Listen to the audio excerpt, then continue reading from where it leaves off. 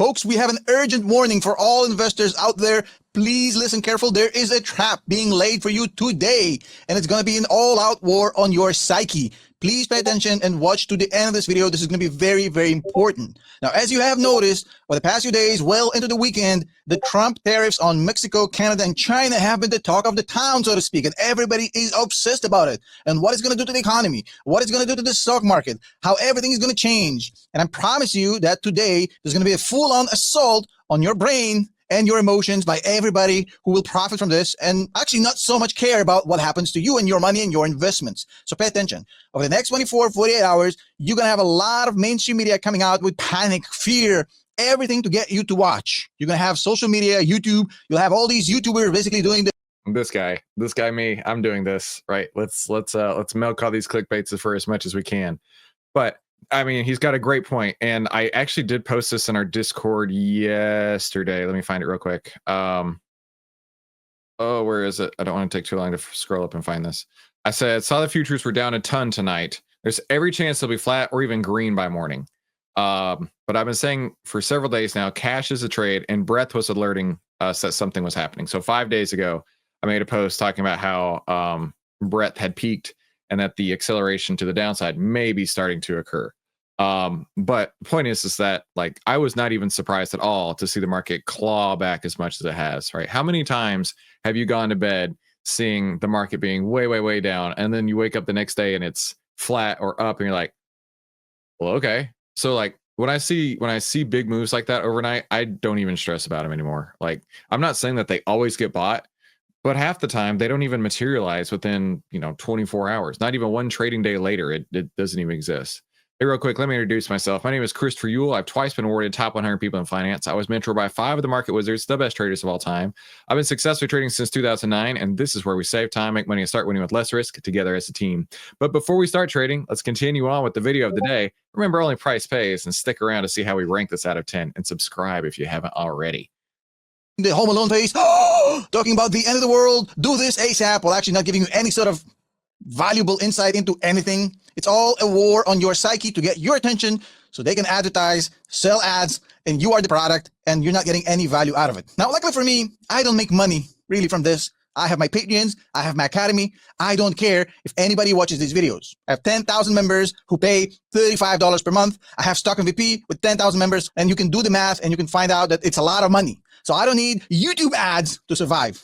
Thank God. I also invest in Palantir since 2020, so I'm doing very well for myself, and I don't need to push advertisements on YouTube in order to get some attention from you guys about the panic. So let's just all settle down and talk about what's going on, what's the plan, what's the strategy. Let's keep a level head about this, and let's all be clear and absolutely analytical about this and not emotional. That's the key part here. Now, believe it or not, Donald Trump did not invent tariffs. This thing existed for a long, long time. The idea is very simple. A tariff is nothing but an import tax. Basically, this means that if you bring things to my country from your country and there's a tariff, you have to pay an import tax to me. So in this case, Canada, Mexico, and China, when you bring goods from those countries into the United States, now you have to pay an extra tax to the US government, an import tax. Now, these are usually protective measures. They're used in order, historically, to protect your own production in your own country. If your producers, your factories are not able to compete with China because China is just so darn cheap, you apply these tariffs and then you kind of give a level playing field for your factories to compete with the Chinese factories. That's the traditional ways tariffs have been used in the past, but this is a whole new ball game because this is not what these tariffs are about. These tariffs are leverage. They're power play by Trump to get China, Mexico, and Canada to negotiate a better trading deal with the United States. And the price actually for these things are going to be borne by you, me, and all the other consumers, because tariffs are not borne by governments. Make no mistake about it.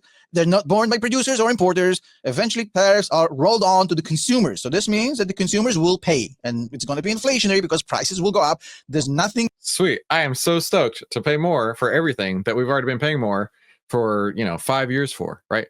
I mean, we get our grocery bill, like we have a grocery delivery service, and it's triple what it was in 2019. Triple. We don't have any more mouths to feed, but yet it costs triple, right? So I'm so stoked that things are going to cost even more. Yeah, great. You can do about it. You can't stop it. It is what it is. Anybody who's telling you fairy tales about how this is not inflationary is basically blowing smoke up your butt. Now, believe it or not, this is not the first time we've been through this rodeo. Back in 2018, Trump version 1 actually imposed tariffs on China. And that thing ended up very, very negatively for the market in the short term. A lot of volatility, a lot of panic, a lot of fear, a lot of selling. The market eventually dropped about 20% within a few months after those tariffs were imposed. So the market in the previous iteration of the Trump tariffs dropped almost 20%, basically being on the verge of a bear market in 2018. Now, the good part about this, that this was very short. I don't remember that. What I'm going to do is while he's talking, I'm going to pull up a weekly chart, because honestly, I don't remember that. 2018. Yeah, there you go, right there. So what was that high to low right there? This is a weekly chart. 20, basically right on 20%, 20.5%, basically. Huh. Short-lived. It took a few months, and then by the end of 2018, the beginning of 2019, the recovery started, and by mid-2019, just a year later, we were at new all-time highs again. So this was just a blip on the radar, a bug on the windshield, whatever metaphor, analogy you want to use. It took less than a year for this thing to fizzle out. Now, for a lot of you, you might say, well, Tom, a year is a long time. It is a long time if you are a trader. If you're investing in companies for the next 10 years, that year actually made people a lot of money, because when the market dipped, people bought all these great companies at a discount, and when it went back up within a year, they all improved their cost basis, making them generational wealth. Now, again, the short-term pain the tariffs have caused us back in 2018 and the insane volatility we've seen, they're not sure to come back this time. The fact that this happened in 2018 and the fact that history played out this... I don't know where he's going with this, but what I picked up on was, it may happen again. It may bring the stock market down again, but there's no guarantee that it's going to bounce back up, right? And I say this all the time, right? You have no idea if you're buying the dip, if this is the end of the dip, right? I mean, during this spot, right, you don't know when the dip is going to end. And like, I'm not waiting a year to make profits, okay? If it's not working for me, I'm out. I'm moving on, okay? And then, it did go back up. There's no guarantee of that. We get so used to, so jaded, so blinded by the fact that the market like just continues to march higher, especially in the last few years, right? But there's no guarantee the market will do this. If you are trading with hope first rather than risk first, you're going to get smacked in the face, and it's going to hurt, right? Do you remember when your dad used to tell you to like quit back talking, and he'd get a newspaper and just like, maybe I was the only one who had a dad like that. Probably not. But that's what's going to happen. And it's going to hurt. It's going to suck. This way in 2018 doesn't really guarantee us that this scenario is going to play in the same way. Lots of different factors, lots of different parameters here. So there's no guarantees that this time we're going to see another 20% drop and then, within a year, complete recovery. Nobody knows how this thing is going to play out. And if people are sitting there pretending to have a crystal ball and drawing some charts on some numbers on, all this crap, pretending to tell you, oh, we know how this thing is going to play out, they don't. They're a bunch of hooey crap sellers who just want to sell this trash in order to get you some sort of a confidence as if you know what the hell is going on or you have some sort of control. You don't. We don't have any control, right? Now, this time, actually... Because we do not have control. That's why I always approach trading as risk first, right? A, how much am I going to stand to lose on this trade, right? How big of a position size am I willing to take? And B, if I'm wrong, how much room am I going to give it to find out if I'm wrong, right? Am I going to give it $1? Am I going to give it 5? Am I going to give it 10, right?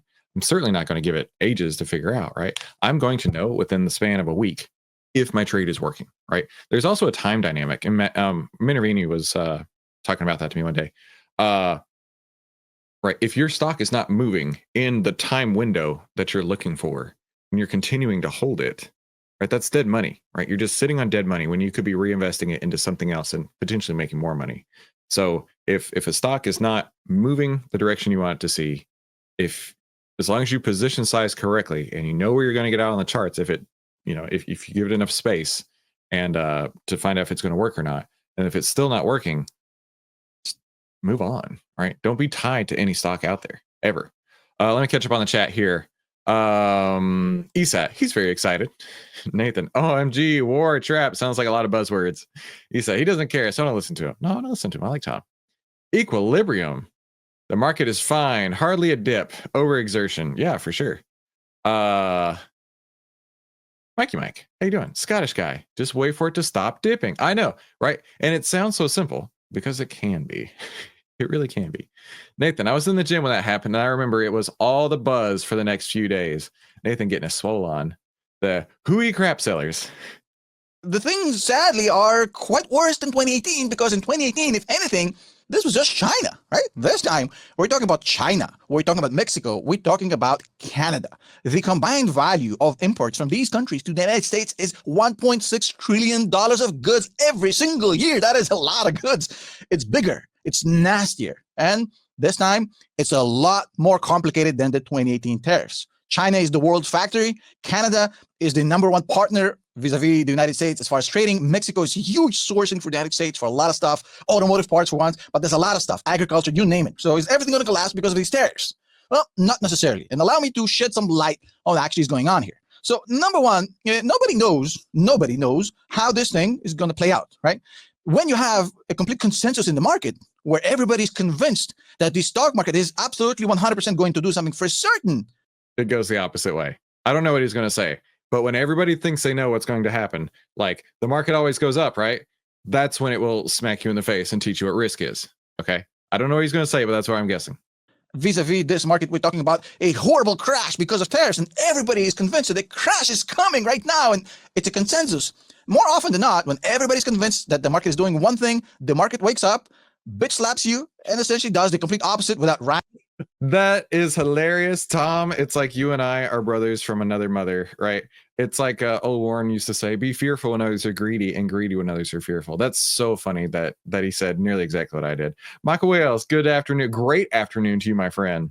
Or reason or any sort of logic, right? We've seen this play out many, many times. So the one thing that I'm kind of encouraged about is the fact that the consensus about the crash is here, which means there's a chance that this thing is going to flip on everybody. Now, I wouldn't get too caught up on this. This is just a general insight, but look at the bigger picture here, right? I would here. Let's pull up the stock market map, right? So you remember a week or so ago, there was the what's it called? That AI thing. The one that's taken out ChatGPT that I can't remember. It's from China. I cannot remember. It's not BuzzFeed. What is that called? Hit me in the chat. I'm drawing a blank right now. And it took out like NVIDIA, Broadcom, whatever. DeepSeek. Thank you, Bjorn. I saw so many people trying to say it was contagion across the market, right? And that was the same day that SoFi went down. And I saw, as you know, we discussed it. I saw people trying to justify SoFi going down on DeepSeek and say it was contagion across all the market, right? Bro, we've not seen contagion. Like if you think what we have seen so far is scary, surely you don't think that. But if you think that what you've seen so far is scary, you have no idea. You have no idea. Like, let's look in the last like 1 week performance. Like, what's scary about that? Got a couple red, couple green. Let's look at the last 1 month performance. Got a couple bright reds, but most everything's green. Like, we're nowhere close to scary. Where I wanted to go with that was in OVTLYR. I wanted to look at the S&P real quick. So this is the S&P signals here, right? So this is the fear and greed for the S&P, and this is the average fear and greed for everything in the S&P, right? So this is the S&P average itself, and then this is all the 500 components inside of it, right? They're going to be really similar. But what I see is fear that came into the market in mid-January here, and then it's just been climbing more and more greed. Like, if you're seeing if you're seeing people saying that there's contagion, that there's extreme fear out there, bro, I don't see it yet. And when we do, oh, good gravy. Just hang tight for a second. Nerd. First time now, Tom. Hi, first Felix, now Tom. Eyeballs. Love this. Nah, I love you, my friend. Everybody's telling me DeepSeek because I couldn't remember that. Thank you very much. It was BuzzFeed. Joe says, is it still going to hold the Nike leap with this uncertainty? It's still respecting the trend. Well, we can take a look at Nike real quick. NKE. I mean, you do you, right? This is not financial advice, but I'll just tell you what I see. So last week we talked about how Nike had hit its bottom and hasn't quite started to come back up just yet. I'm looking on the weekly. I was like, wait, I thought we had discussed this. Here we go. Okay. So looking at this, right? Nike had hit its bottom. Its outlier trend template started to turn north. I mean, to me, looking at this, I would respect the trend. Now, if it closes under that 10, if anything, listen, this is such a red flag pro tip. Write this down. Whenever you see a stock close under the 10 EMA, that is a red light. Like stuff's about to happen. The excitement is waning, right? And that's the blue line. So the outlier trend template is the 10 period moving average over the 20 period, price over the 50, which is exactly where we're at right here. I'll give you some great examples of red flag warnings, right? This is Coke. This Coke chart, oh my gosh, is such a great representation of market cycle investing. Let me show you what I mean by that. Of the market cycle, right? It's in my slide deck. Hang on, right there. This is this. Is this? It's like at the optometrist, you go, which is better? Number one, number two. Number one, number two. Well, doc, they're the same. Yeah, I know. They're the same, right? But look at this, right? When you have a stock that's in a beautiful uptrend like this, at what point does it close under the 10? When it's in this stage 2 uptrend is what we call it. It's moving, it's moving. There's no chance that it's even like crossing that 10 moving average right there, right? And the very first candle it crosses under there, okay? The very first one was your signal, stuff just hit the fan. The very first time it crossed under the 10 and closed under it. And then it went sideways, and that was the top. Tell me that doesn't work. Go ahead. Tell me in the chat it doesn't work. Go ahead. And then it built an order block on top of it, which made it even harder. This is what you want to be on, right? You want to get on it when it's moving up, all your moving averages, make it easy peasy to see where things are going. First time it closes under the 10, red flag, right? DeepSeek, thanks, Dave. Microsoft waiting at 409. What do you think? Nathan, it's not your chart, but I'm showing Nike in the middle of an order block. Oh, we'll go back to Nike. I don't have that on mine. Yeah, I don't know. There's one up here. So my order block settings are 50 and 28 both. I'll show you what that looks like. Order block 50 looks like this. And order block 28 looks like this. Speaking of, we're really actually trying hard to see if we can integrate order blocks into OVTLYR. That is a priority of ours that we're working on actively right now. That way we can just do everything inside of OVTLYR. We don't need any other charts. ESAT was asking about Microsoft real quick, and then we'll get back to the video. Okay.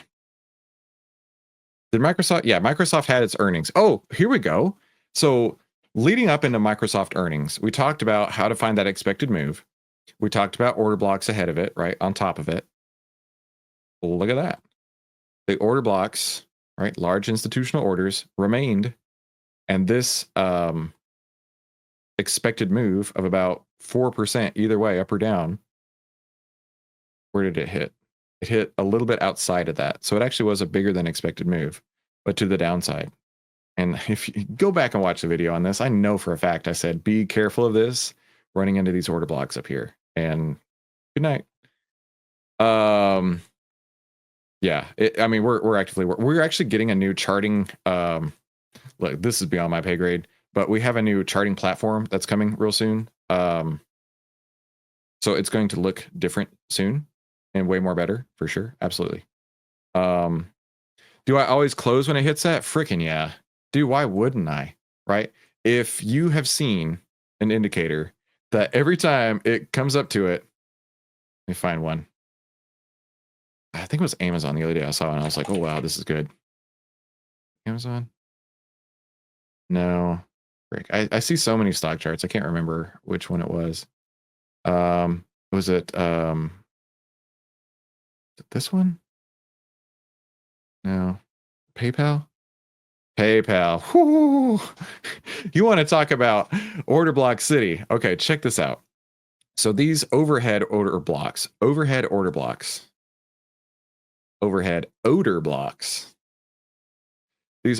order blocks were created in October of 22 and November of 22. So hear me out. Imagine you're a PayPal shareholder, right? Somebody put in a big order to sell anytime it gets between 92 and 89.67, okay? The first time it comes up into there, rejected. The second time it comes up into there, rejected. And then they're like, you know what? We got a lot more shares to sell. Let's go ahead and make a second order. So those 2 orders have sat for 2 years, 3 years at this point. It came up into it once, got rejected in February of 23. Okay, we move on. We move on. We move on. And now it's the first time it's been in this area since November of 23 or February of 2023. So that was the first time it got rejected. Second, third, fourth, fifth, and now we're in the 6th time, right? Tell me order blocks don't work. And now we have a triple order block on top of PayPal. Bro, I wouldn't buy this with your money. No way. No way. So that's how cool order blocks can be. Now, from the opposite end, right? Imagine that there's buyers, right? Institutions that want to own PayPal. So they say, okay, if it ever comes back down to 68, I'm in. And again, if it ever comes back to 76, I'm in. And you can see this one, it did come down into it, bounced right up out of it, created another order block. So I wouldn't be surprised if PayPal hit between 92 and 80 for a while. You got doubles on the bottom, triples on top. Blech. Blech. No, thank you. Yeah, we're actively working on it. Yes, I promise you we're working on it. Sign me up for OVTLYR if order blocks are visible. Scottish guy, I remember the like button. Yeah, Simon, how do shares bust through these order blocks? It's honestly, they just need to have enough buyers, right? If enough buyers come to town and buy up PayPal, and maybe it happens on earnings, when it clears on this side, when it closes above it, the order blocks disappear. Nvidia had a big order block in this area for months, and then when it closed under, it disappeared, right? Whomever was ready to buy it every single time got overwhelmed by sellers, and then it disappeared. So that's what that is. Pixelmac, sign up now, learn to use it, and be ready when order blocks are added. That sounds good too. Thanks, Pixelmac. You're welcome as well. Let's get back to this. Number one, the negotiation just started. Trump fired the first shot. Canada is going to get pissed off. Mexico is going to get pissed off. They're all going to get insulted. They're going to slap their own tariffs. And we're going to go to the negotiation table eventually, because this is not going to trade all its way into a huge trade war between these 3 countries, because everybody loses in a trade war. Now, the one thing to remember, if you look at Canada versus the United States, the rhetoric we've heard over the weekend was very harsh. Some tough words from the actor who they have as prime minister over there. Some tough words about, we're not. When is Trudeau getting out of here? Nobody wants him. Get out. Gonna do okay. Let's put things in perspective. Number one, the United States have 10 times higher GDP than Canada, and more importantly, the Canadian market exports its goods mainly to the United States. The United States is the export destination for Canadian goods of 70% of Canada. So Canada's main export destination is the United States. 70% of exported Canadian goods are sold to the United States. So if you compare the flip side of it, about 12% of US goods are headed to Canada. So if I have a 10 times bigger banana, and I'm your pretty much only customer, or your biggest customer, 70% of your business is dependent on me, the leverage that you have. This is not a banana measuring contest, okay? And the leverage that I have is completely different. So I say that as long as this thing is managed correctly, and as long as Trump doesn't do anything crazy, he has a lot of leverage over Canada, definitely over Mexico. China is a whole different enchilada. Let's leave China alone here. And that's kind of the flip side of this, because China can actually match the United States in these conditions as far as export-import size and all that. But that's, I think, with China, just the beginning of a very lengthy negotiation where both sides are going to figure out a deal. So this thing might be resolved within a month, within a week, within 3 months, nobody knows, but it might be politically resolved, basically rendering this whole thing irrelevant. Now, number 3, you have. That's kind of where my head is at too. Is I don't see this being long and drawn out, but I don't actually know. Understand that whatever happens long term, short term, we do have lots of added risk and uncertainty to the market because of these new tariffs. Because now, all of a sudden, the market is faced with lots and lots of uncertainty with how this plays out, whether this leads to a full-out trade war, whether this leads to an inflationary spike in the United States of epic proportion or just a mild inflationary spike. A lot of uncertainty, a lot of risk. Markets hate uncertainty. Markets hate risk. So the short-term reaction, because of the added uncertainty and the added risk, has to be negative from the market. But this means nothing about what's going to happen long-term. Now, on top of it, obviously, there's going to be inflationary impact on U.S. manufacturers, with the exception of people who manufacture steel in the United States, pretty much everybody is acquiring and sourcing materials in China, Mexico, Canada. So the cost of goods of US producers is going to go up. The price is going to go up. Everything is going to go up. It's going to be inflationary. It's going to be unpleasant. But long term, the markets will adapt because these manufacturers are not going to just sit on their thumb, ignoring this and saying, oh, well, they're going Bro, you ever sat on your thumb? That's not pleasant. to do what every good CEO will do in this situation, reconfigure their supply chain. It's not pleasant for your thumb or the thing you're sitting on it with. I'm just saying. If they can move certain factories to the United States in order not to pay a tariff, they'll do it. We've heard a few Canadian companies already moving production away from Canada to the United States. If they can reroute their supply chains through countries where we don't have a tariff, they'll do that. They'll find legal loopholes. They find lots and lots of strategies to get away from these tariffs, just like they did in 2018. And by the end of 2018, the beginning of 2018, the whole thing was pretty much over. And by mid-2019, the market was at all-time highs. This is not a career-ending event for the stock market. This is not the end of the world. Far from it. Now, if this thing actually drops because of the fear, the panic, and all that good stuff, there's only one thing you can do in this situation, and that is have a plan, right? We talk about it in our videos all the time. We talk about having a plan, understanding what the situation is, and this is no different. You have Absolutely. So we're going to stop in there, and I'm going to go back to my trading plan, if you don't mind, Tom. Excuse me here. But before we do that, right, let's rank this video. Let's rank this video. How would you rank this? I personally, I'm going to throw it into an 8. That's high praise for me. Very high praise for me. Mainly because he came to the table with receipts, and really he's talking very analytically. He's saying this is not the end of the world, right? We've been here before with Trump. Everything's going to work out fine. Just, you know, don't lose your baloney, I guess you could say. Nobody gets a 7. Otherwise, I'd rank it a 7.